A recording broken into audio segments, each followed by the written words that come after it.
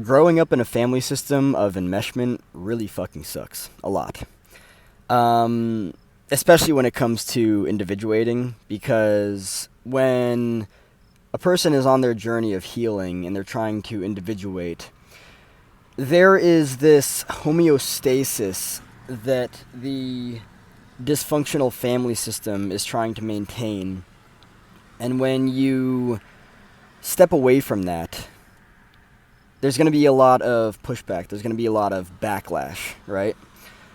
Whenever a family system that is dysfunctional and has things like enmeshment, they don't want the people that are part of that system to be like, oh, that crazy shit is what's going on here.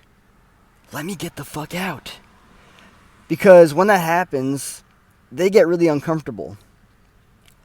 And it's crazy to experience that and to be healing from that, because there's a whole lot of familiarity and comfort in those kinds of systems. They're absurdly dysfunctional, but there's a lot of comfort. And not only a lot of comfort, but there's also a lot of, that's not like you. That's not like you. That's not like you. That's not like you. What's happening to you? That's not like you. What's happening? And it's just like they're trying with everything that they can to maintain the homeostasis of the structure. And it is absurdly dysfunctional, because the more I step away from it, the more I realize just like how it's weird. It's really weird. Something that I've noticed on my journey of healing is that the more things that I tell people about what's going on in my life, the more time I won't have to do what the fuck is going on in my life. And it's very interesting because, it's like I want to create things, and I understand that in order to actually create things, I actually need to take the time to create those things, right?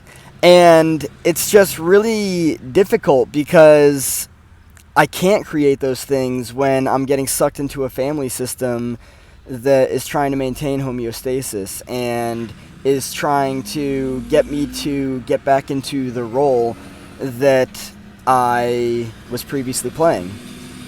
And yeah, it's just not fun at all, because I know that what I'm trying to do is individuate and step away from the system, and what it's trying to do is to consistently suck me back into it. Dysfunctional family systems are very strange. Enmeshment is very strange. Enmeshment is very, very strange. Imagine being in a system where everyone's shit is like everyone's shit. Like, it's fucking weird. It's so strange. Like, it's absurdly strange. And stepping away from that, like realizing that everyone's shit is actually not everyone's shit. Like, I learned, not that it's real or not that it actually is what I'm supposed to do, but I learned over responsibility. Like, I learned to, involve myself in things that are not my responsibility. And it's actually very hard to step away from that, because when you learn over responsibility, when you learn to involve yourself in things that are not your responsibility, you also learn a level of overwhelm. It's going to sound weird to say this, but a level of overwhelm that's actually very comfortable, right? It brings with it a level of anxiety that becomes very comfortable. And stepping away from that, it's going to sound even weirder, stepping away from that is even more overwhelming. I learned to be very responsible for things that I never needed to be responsible for. And stepping away from that, as I step away from that, it's like, well, what the fuck do I do with myself now? When you step away from when you step away from over responsibility, right?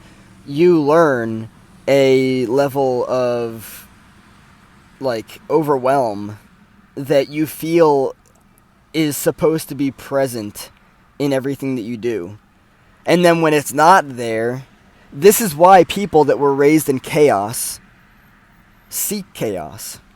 Because they were raised in an environment that conditioned them into like an undertone or like surface level of overwhelm that is supposed to be present in everything that they experience in all of their relationships. This is why it's very difficult when healing to step away from, drama, gossip, unpredictability, chaos, and all that kind of stuff, because you learn a level of overwhelm that you feel is actually natural and normal, and it's not. And not only that, but the more that I step away from all this stuff, the more I realize how much time I actually do have.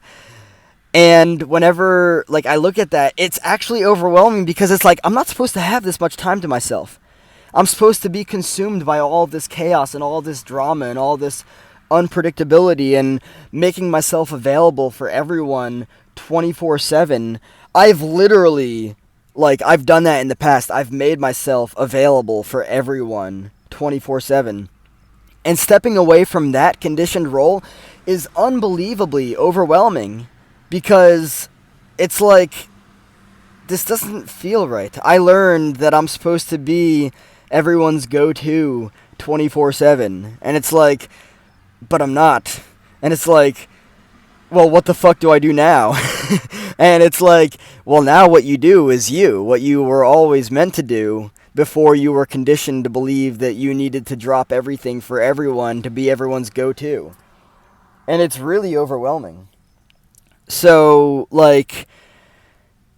not being on call for everyone, not being available for everyone 24/7 is what, it's kind of funny because, I'll be sitting down to do something, to, create something, to write something, to, whatever it is, create music, whatever it is. And, I'll, go to get up, and I have to stop myself. Don't check your phone. If you messaged people to let them know that you were doing something, or you didn't have to, because if it's your responsibility and you made it your responsibility, fine. But, you're not responsible for checking in with everyone to make sure that they're okay. No. Everyone else is a grown-ass adult.